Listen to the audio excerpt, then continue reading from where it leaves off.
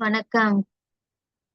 உகரம் தமிழ் வகுப்புல நம்ம செய்தி வினாக்களுக்கு விடையளி அதுதான் பார்த்துட்டு இருக்கோம் இல்லையா? இப்ப ஏற்கனவே நான் ஒரு செய்தித்தாள்ல வந்தக்கூடிய விஷயங்கள் அதை தான் நான் கொடுத்தேன். இன்னைக்கு என்ன பண்ண போறேன் அப்படின்னா, ஒரு பத்தி இருக்கும். சரிங்களா? ஒரு சின்ன கதை மாதிரி இருக்கும். ஒவ்வொரு கதைக்கும் ஒரு தலைப்பு கொடுத்திருப்பாங்க. இது ஒரு பத்தி, ஒரு பேராகிராஃப்.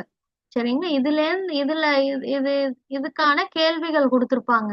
இந்த கேள்விகளுக்கான பதில் எதுல இருக்கும்னா அந்த பத்தியில இருக்கும்.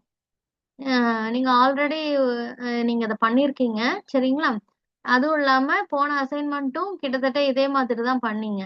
அது செய்தித்தாள்ல உள்ள செய்தியிலேருந்து அ வந்து பதில் எடுத்து அந்த கேள்விகளுக்கு எழுதுனீங்க.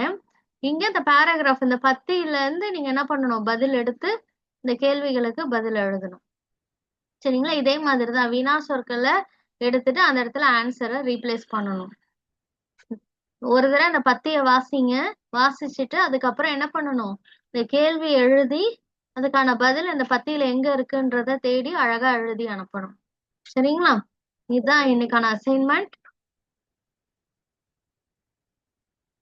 இது எல்லாமே படிக்கவும் உங்களுக்கு இன்ட்ரெஸ்டிங்கா இருக்கும். எல்லாமே சின்ன சின்ன கதைகள் மாதிரி தான் இருக்கும். ஒவ்வொன்னுத்துக்கும் தலைப்போட இருக்கும். சரிங்களா? Thank you.